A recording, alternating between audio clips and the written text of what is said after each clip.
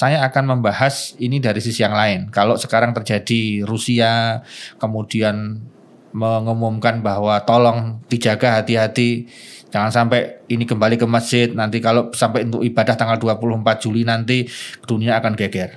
Rusia bilang gitu. Ketika Muhammad Al-Fatih itu menaklukkan Konstantinopel, itu tidak menyerobot semena-mena yang namanya gereja menjadi itu. Masjid. Enggak, dia ngomong baik-baik. Walaupun dia pemenangnya. Loh, ini kalau kita bicara logika perang, yang namanya orang perang dan dia menang, dia punya kekuasaan dong. Betul. Mau tak apain terserah gue. Dengan keputusannya itu diambil Kemal Atatürk itu dengan kabinetnya. Nah, sekarang ini membatalkan juga dengan kabinet dengan komplit. Jadi resmi lawan resmi. Dari Pak Mas Thayyip ini kita belajar. Itulah pemimpin. Itulah leader. Dia harus punya gas dan berani. Resiko tak tanggung. Aku rawat di karo sapa-sapa. Iki nggon aku halalan thayyibah. Assalamualaikum warahmatullahi wabarakatuh. Hai, halo teman-teman Vertizon TV. Apa kabar? Sehat semuanya? Kita ketemu lagi hari ini di sebuah obrolan-obrolan seru di Vertizon TV podcast ya. Dan ada banyak hal yang bisa kita bahas dan sepertinya lagi ada bahan-bahan yang lagi seru buat diobrolin karena ini juga cukup heboh dan menghebohkan dunia gitu ya. Jadi kita sekarang pengen cerita-cerita. Nah, ditemenin sama Ella Arlika yang akan menemani teman-teman podcastnya Vertizon TV sekarang. Dan ada Pak Ustadz. Assalamualaikum Pak Ustadz. Waalaikumsalam warahmatullahi wabarakatuh Mbak Ella. Alhamdulillah hari ini kita bersama Vertizon TV Podcast. Kembali lagi kita akan membahas apa Mbak Ella? Kita mau ngebahas ini Pak Ustadz. Ini lagi heboh banget gitu. Karena memang ada sebuah museum yang dulunya gereja. Pernah beberapa kali jadi gereja, lalu jadi masjid, jadi museum. Dan sekarang kembali alihfungsikan lagi menjadi sebuah masjid oleh Presiden Turki Erdogan. Nah, cukup lumayan heboh ini karena ada beberapa counternya dari beberapa negara juga tentang dialihfungsikannya Hagia Sophia sebagai dari museum menjadi masjid lagi gitu. Saya akan memulai pembahasan ini dari hadis riwayat Ahmad ya. Jadi dalam hadis riwayat Ahmad disebutkan Rasulullah SAW pernah bersabda bahwa kamu pasti akan memenangkan, menguasai Konstantinopel, Turki ya, dengan pemimpin terbaik dan dengan pasukan terbaik. Hadis sahih riwayat Ahmad. Nah, dari hadis ini kalau kita lihat, itu hadis ini berlakunya itu tidak hanya berlaku masa itu. Dia berlaku itu menurut saya forever. Tidak ada hadis itu kemudian out of date, itu tidak ada. Jadi hadis itu kalau seakan-akan menerangkan tentang masa lalu, dia akan terulang di masa yang akan datang.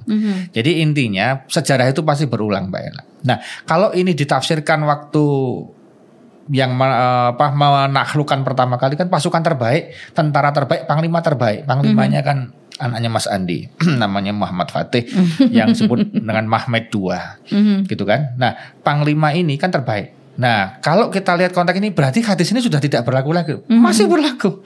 Insya Allah masih berlaku. Kenapa? Karena sejarah itu berulang. Nah, kalau kita lihat perang zaman Al-Fatih dulu itu perangnya menggunakan kuda, menggunakan tombak, menggunakan senjata yang waktu itu ada, termasuk menggunakan kuda terbaik, kuda pilihan dan pasukan pilihan. Nah, perang sekarang sama dengan sosmed, dengan teknologi, dengan kecanggihan dan dengan kekuasaan. Nah, makanya kenapa kita kalau milih pemimpin apa saja termasuk pemimpin rumah tangga, enggak usah jauh-jauh ke presiden deh. Sekarang memilih pemimpin rumah tangga itu kalau enggak benar selesai semua kok. Betul enggak?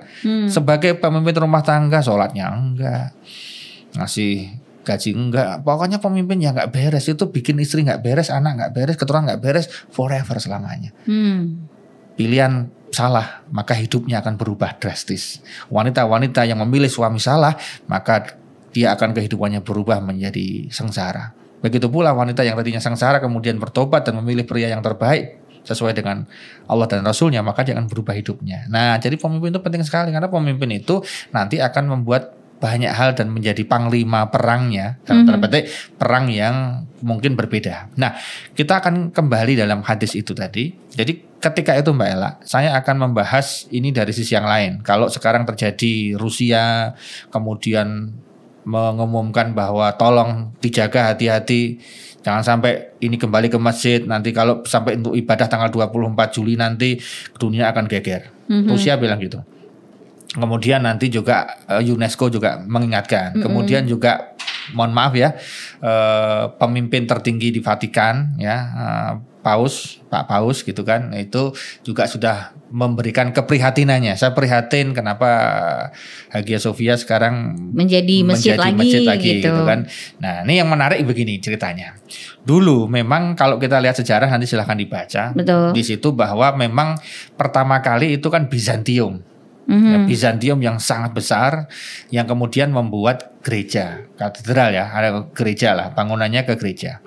Nah kemudian yang harus kita kita sadari bersama bahwa ketika Muhammad Al-Fatih itu menaklukkan Konstantinopel, itu tidak menyerobot semena-mena yang namanya gereja menjadi itu. Masjid. Enggak, dia ngomong baik-baik. Walaupun dia pemenangnya. Loh, ini kalau kita bicara logika perang, yang namanya orang perang dan dia menang, dia punya kekuasaan dong. Betul. Mau tak apain terserah gue. Kadang gitu kan. Bahkan mohon maaf ya, beberapa tawanan bisa menjadi hamba saya, budak ya.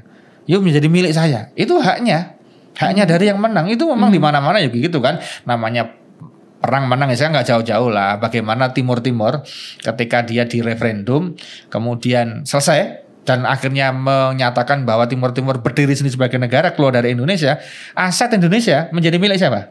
Timur lah.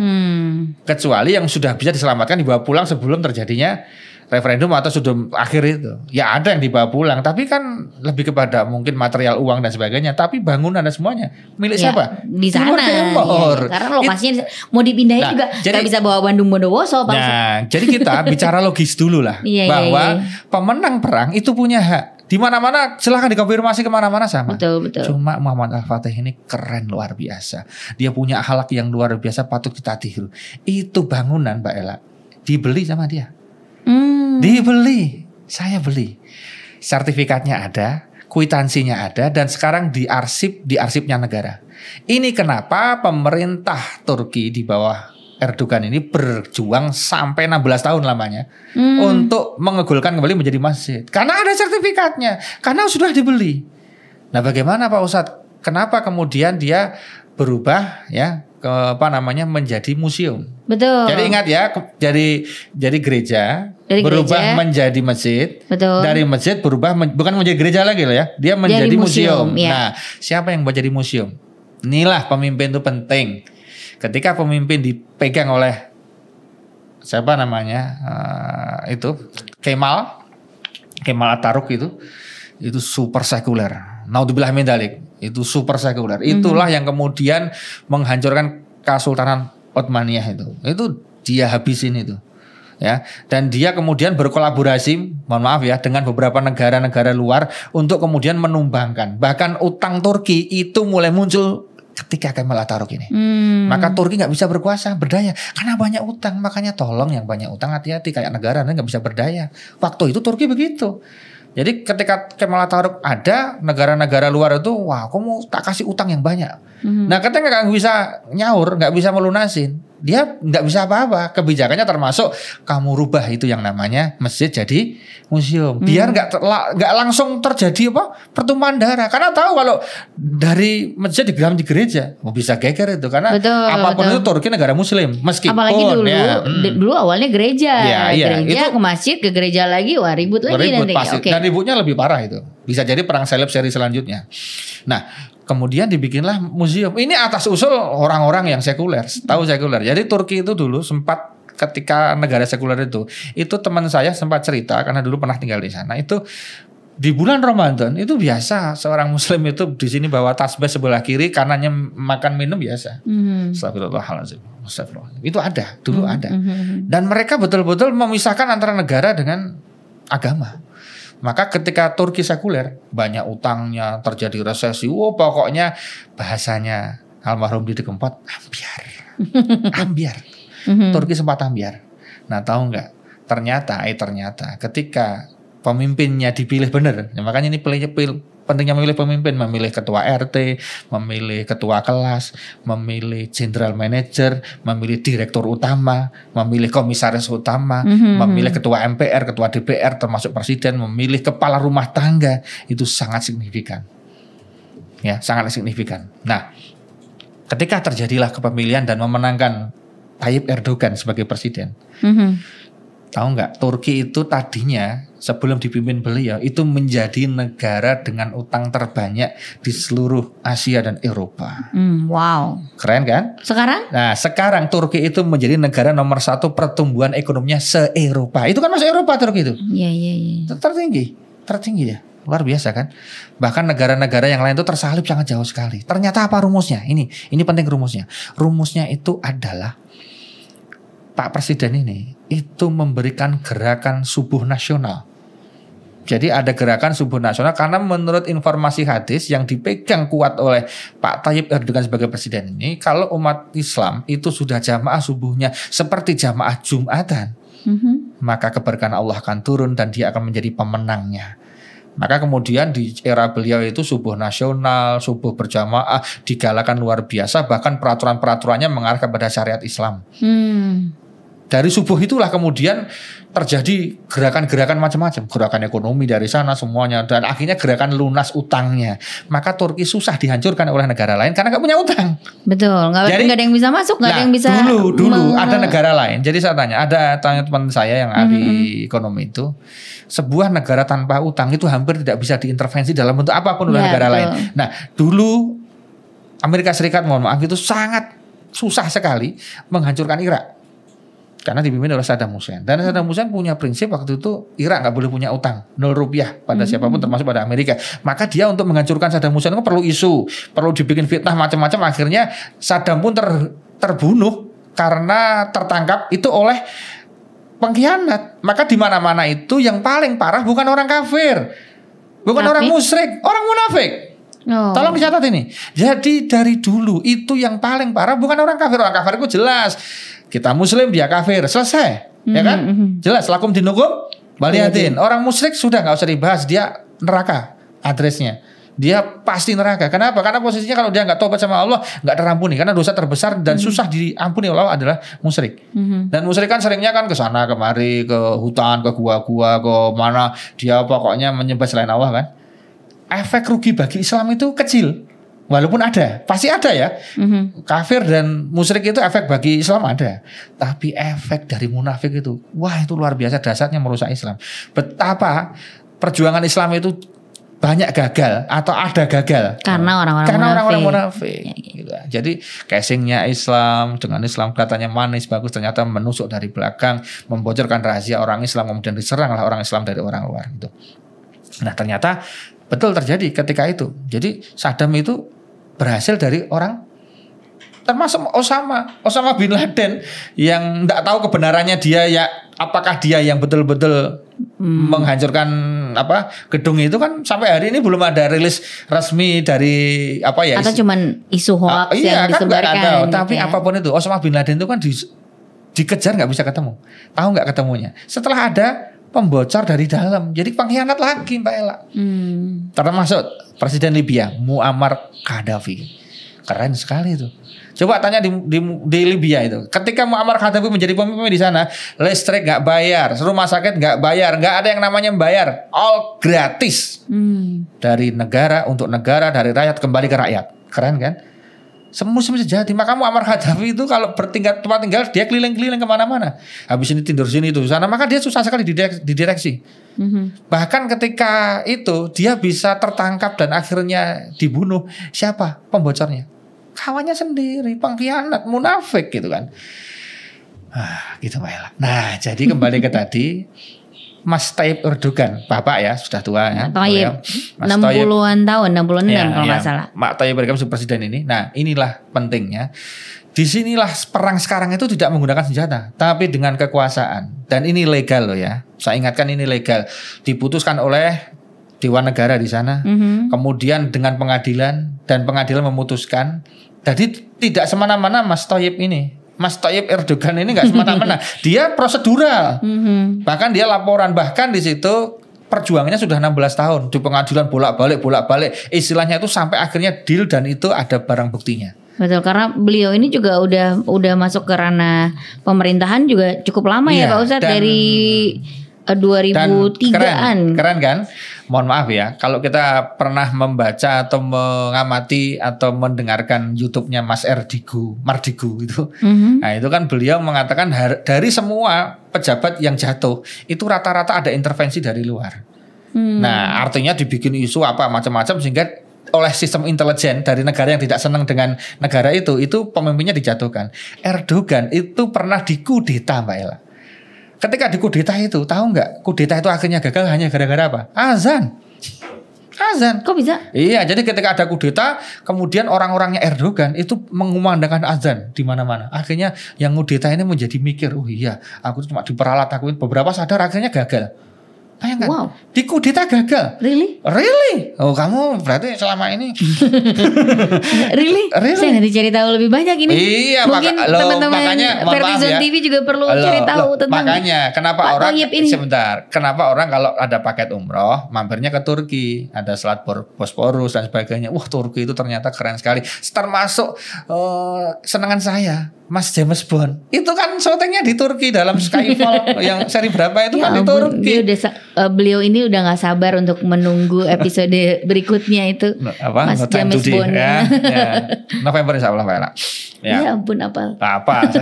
Jadi kembali ke tadi.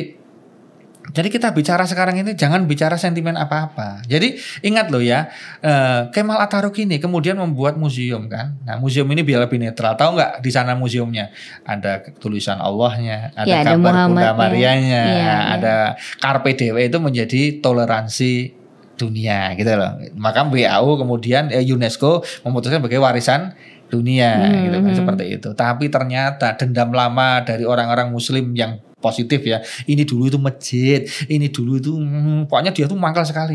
Karena pemimpin waktu itu ya dengan lembaganya, dengan keputusannya itu diambil Kemal Atatürk itu dengan kabinetnya. Nah, sekarang ini membatalkan juga dengan kabinet dengan komplit. Jadi resmi lawan resmi. Oke, kalau dilihat dari sejarahnya itu memang sebelumnya di tahun 500-an atau 400-an itu gereja beberapa tahun lah ya gitu. Terus dari masjid itu mulai 29 Mei 1453 sampai 1931. Jadi cukup lama juga jadi masjid itu lama banget. Dan akhirnya tahun 1934 Hagia Sophia itu jadi museum gitu. Nah terus saya tertarik dengan kata-kata di Twitternya Mas Thayyip Erdogan ini. Beliau mengatakan saya senang banget kayaknya Pak Ustadz. Ya, saya senang Mas Thayyip karena dia itu sangat humble dan mudah banget karakternya. Bayangkan Mas Thayyip Erdogan ini ada orang nulis surat kepada beliau. Intinya, Bu Guru, Bapak Ibuku telah meninggal. Dulu diserang. Pada waktu ada serangan-serangan gitu, Bapak Ibu telah tiada, menjadi syahid lah istilahnya. Aku nggak punya orang tua lagi Bu Guru. Tolong tuliskan surat kepada Pak Presiden Mas Thayyip Erdogan agar dia mengambil rapotku. Karena orang tuaku nggak ada, aku pengen diambilkan oleh Mas Thayyip Erdogan. Gurunya itu sempat, kamu tuh jangan reko-reko. Kamu itu jangan mengambil Pak Kepala aja udah bagus. Kok kamu presiden, wali kota aja udah keren kok, Pak Presiden. Tolong Bu Guru, Bu Guru ini ya daripada anaknya nangis ya udahlah. Ini tak tulis, tapi nanti saya nggak tanggung jawab loh ya, dibaca atau tidak, di ACC atau tidak. Suratmu nanti sama bagian protokol itu diagendakan atau tidak, saya nggak tanggung jawab, tapi tak tuliskan. Tulislah suratnya, dikirimlah secara prosedur, masuk ke bagian umum, protokol negara dan sebagainya. Lama itu suratnya, akhirnya sampai juga. Karena orang sana takut sekali, itu amanah kan, dibaca sama Mas Thayyip Erdogan. Begitu dibaca langsung diparani, besok aku yang ngambil rapotnya. Wadidaw. Serius itu. Serius? Iya, real terjadi. Bahkan yang cukup keren, ada di Turki itu ada orang mau bunuh diri Mbak Ella. Nggak tahu karena mungkin habis putus cinta atau apa, atau di PHK nggak tahu. Pokoknya dia mau bunuh diri, mau terjun ke jembatan gitu kan. Di jembatan besar di sana gitu kan. Nah, kemudian rombongan presiden ini lewat gitu kan. Nah, terus beberapa berkerumun melihat itu kan. Mas Thayyip ini spontan, "Apa itu? Coba berhenti dulu. Kenapa itu?" Ditanya, lihat. Terus ajudannya suruh cari informasi. "Wah, Pak Presiden itu mau bunuh diri itu." Ya, oke, saya ke sana. Sampaikan pada dia, saya akan membujuknya. Jadi dibujuk, akhirnya mau. Enggak jadi bunuh diri. presiden mana ini kayak gitu, susah sekali kan carinya. Nah makanya 1001. iya makanya disinilah pentingnya punya kekuasaan. Makanya jangan heran kenapa sih rebutan jadi presiden. Lo bisa ngubah tadi loh museumnya itu loh. Ini presiden itu pentingnya di situ. Kenapa ya kalau ada pilpres itu rebutan? Ya memang kekuasaan itu lezat ya. Bisa membuat A jadi B, B jadi A itu ya kekuasaan. Tapi tadi kan bahasanya itulah pentingnya kekuasaan. Maksudnya yang dimaksud oleh Pak Ustadz adalah pentingnya tuh harus seperti apa Pak Ustadz? Ya, karena gini. tadi kan ya contoh yang kan legit sekali ya. Yang paling real begini. Itu kalau ada perjudian miras, ambil contoh di sebuah kota, ada tempat prostitusi, ada tempat mesum, ada tempat yang nggak karu-karuan, oke? Nah, ketika Anda menjadi ustadz tok loh ini paling banter bisa memberikan instruksi pada wali kota, bupati, gubernur, menteri, presiden, tolong Pak, di sana itu begini, gitu kan? Ya tergantung pemimpinnya kan. Kalau pemimpinnya pas hatinya bagus, ya oke. Kalau enggak kan susah. Tapi coba ketika kita jadi pemimpin tapi soleh. Bayangkan ketika seorang wali kota, bupati, gubernur, menteri, presiden hafid Quran, ya, sholat subuhnya selalu di masjid, tahajudnya nggak pernah putus, duhanya selalu keren, sodakohnya luar biasa, umrohnya rutin, ngajinya nggak pernah putus, wah mujahadah, tahlil komplit, yasin dan lain-lain, dia menjadi amalnya bagus. Itu sensitifnya ada. Dan itu nggak usah presiden ya, wali kota aja udah bisa, bupati aja. Ada perdanya. Pokoknya saya nggak mau tahu. Besok untuk perizinan yang ini sudah saya stop. Selesai tahun ini sudah selesai, izinnya nggak akan saya keluarkan lagi. Atau saya jemput sekarang. Pokoknya saya pengen di sini tempatnya tidak untuk maksiat seperti ini. Kamu boleh buka restoran tapi nggak ada karaoke mesumnya, karaoke keluarga, nggak ada karaoke mesumnya. Kamu boleh jualan minuman keras tapi minuman yang lunak. Jadi pentingnya jadi seorang pemimpin adalah untuk menegakkan kebaikan, keadilan. Iya. Sesuatu yang baik dalam Islam misalnya. Dan itu luar biasa. Pokoknya gue nggak mau tahu gimana caranya kamu para menteri semuanya, para orang-orang yang di BUMN dan semuanya, kamu harus beruntung. Untungmu itu untuk membayar rakyat, kemudian listrik nggak usah ada bayar, sekolah nggak usah bayar, kesehatan nggak usah bayar, semuanya kamu selesaikan dari untung-untungmu. Kalau kamu nggak untung tak pecat, tak ganti yang bisa menguntungkan itu. Amin ya. Tapi saya ustadz loh ini. Maksudnya begitu. Itu saya aminin ya. Amin ya kan. Kayak kita berdoa loh Pak Ustadz. Betul. Energinya. Itu kan luar biasa kan. Nah, walaupun nanti apapun itu, tapi guts itu penting. Karena orang nomor satu itu segala-galanya Mbak Ella. Dalam konteks segala-galanya itu, dari situlah bermuara. Bahasanya kan, saya tutup mata, terserah gimana caranya. Itu yang bawah itu langsung kreasi Mbak Ella. Oh ya Pak gini, nanti diginiin. Ya kan? Dia masih ada solusi-solusinya. Makanya di sinilah pentingnya kita kemudian kekuasaan itu legit itu di situ maksud saya. Dia bisa membuat yang tadinya impossible jadi possible. Betul. Artinya, wah ini kelihatannya susah sekali Pak untuk maju begini. Bisa, jebol ini, ganti ini. Nanti carikan dari sini. Namanya pemimpin. Negaranya nggak punya duit, dia telepon dulu temannya negara lain. Gue utang lunak bisa nggak? Wah nanti konsinyasinya keuntungan yang bagus, bukan masalah uang dengan uang. Wah nanti banyak yang senang. Jadi sebenarnya pemimpin itu kan kayak kita kepala rumah tangga kan, disambati sama anaknya gitu. Pak besok bayar sekolah. Pemimpin itu nggak boleh bingung, ya harus gimana caranya bisa cari uang. Ya terserah mau syuting, mau ambil gambar sana, mau upload sini, upload situ. Loh kan sekarang kan gitu. Atau mau jual apa gitu. Enggak ada, sini semuanya halal kok. Halal enggak kerasa, yang kerasa itu yang haram. Ya, gitulah. Jadi dia harus punya cara. Pak Ustadz, tapi ada satu hal yang pengen ditanyain kan sekarang aja nih Hagia Sophia tuh dari museum jadi masjid kan langsung tuh ada beberapa negara yang ribut, ada kontroversinya gitu. Kira-kira nih aman gak Pak Ustadz? Nah gini, dunianya aman gak ya? Menarik. Pertanyaannya menarik. Itu kan. Oh iya keren. Iya kan gitu, karena mungkin pertanyaannya keren. Ada beberapa negara yang marah mungkin gitu kan. Saya melihat ini dari kacamata tawakal Allah. Saya tawakal aja sama Allah. Kalau siapa tahu kalau ini jadi jalan menjadi perang yang kemudian tanda-tanda kiamat, ya gimana lagi? Loh, itu kita bicara yang terburuk. Tapi yang terbaik juga bisa. Mas Thoyib itu sudah nulis di Twitternya, "This is my country, iki negaraku, ini kedaulatanku, aku sing duwe kuasa. Jadi tolong dihormati, iki aku sing duwe omah, sing duwe lemah, sing duwe sertifikat, iki nggon aku, wilayahku." Dan coba kalau dulu aku masih ingat, aku dulu IPS ya. IPS itu pelajarannya ada tata negara, karena was SMA ada tata negara. Insya Allah nilai saya 10 terus itu ketika ulangan waktu Wow, itu karena luar biasa. karena senangnya dengan tata negara. Nah, dalam tata negara itu ditulis bahwa jangankan kamu itu di negaramu, Mbak Ella. Misalnya Indonesia punya kedutaan di negara lain, itu tanah yang dipakai itu adalah tanahnya Indonesia. Beli di sana statusnya tanahnya Indonesia, bukan tanahnya negara itu. Termasuk Amerika punya kedutaan di Indonesia, itu tanahnya Amerika. Maka di situ orang Indonesia nggak bisa masuk ke situ kalau tidak diizinkan. Itu wilayah secara de facto de jure miliknya negara Amerika, walaupun di Indonesia. Apalagi yang di tanahnya apalagi negara sendiri. Lo kan gimana? Ya. Makanya sekarang dari Pak Mas Thayyib ini kita belajar. Itulah pemimpin, itulah leader. Dia harus punya gas dan berani. Resiko tak tanggung. Aku rawat di karo sapa-sapa. Iki nggunaku halalan thayyibah.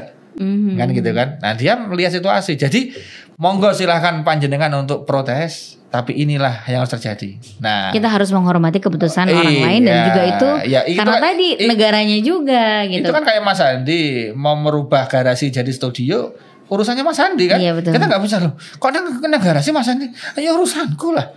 Betul nggak? Terus Iya, kita betul. protes, tolong Mas Andi jangan gitu. Demo di depan. Kira-kira gimana? Sing Garasi. kan jarang mungkin kan. Kembalikan garasi sesuai dengan tempatnya. Tidak Kan nggak mungkin, mungkin, kan? Ya Itu- betul juga sih maksudnya. Sederhana ya, logikanya iya, sederhana. jadi tolong betul ini sekali. jangan dibawa emosional. Pakainya yang apa ya? Yang logis-logis saja. Iya. Ya gitu. Mudah-mudahan ini kabar baik Ya. buat umat muslim bahwa Hagia Sophia kembali lagi jadi masjid. Mudah-mudahan ketika mungkin teman-teman Dan saya perlu umroh bisa saya- sholat ya. karena ada banyak orang yang Sebentar. rindu pengen sholat di sana juga Pak Ini Ustadz. perlu, tolong jangan dipotong yang ini. Ini penting, maksudnya ini penting sekali. Mas Thayyib Erdogan itu mengatakan masjid ini untuk umum, lokal maupun internasional, muslim maupun non muslim boleh. Keren. Ini kan mirip ketika saya berada di Oman, saya mengunjungi Masjid Sultan Qobus. Itu masjidnya Nasrani juga boleh masuk, non muslim boleh masuk, cuma pakai SOP. Ada protokolnya, dibuka jam tertentu. Ketika dikonsultasikan kepada para mufti di sana, mufti itu adalah top on the top MUI-nya, kepala urusan fatwa-fatwa. Ini kan ada hadis mengatakan Nasrani non muslim nggak boleh masuk masjid. Apa kata mufti? Ini khusus karena masjid kita ini bagus sekali dan bagaimana orang di luar Islam mau tertarik dengan Islam kalau mau masuk masjidnya aja nggak bisa.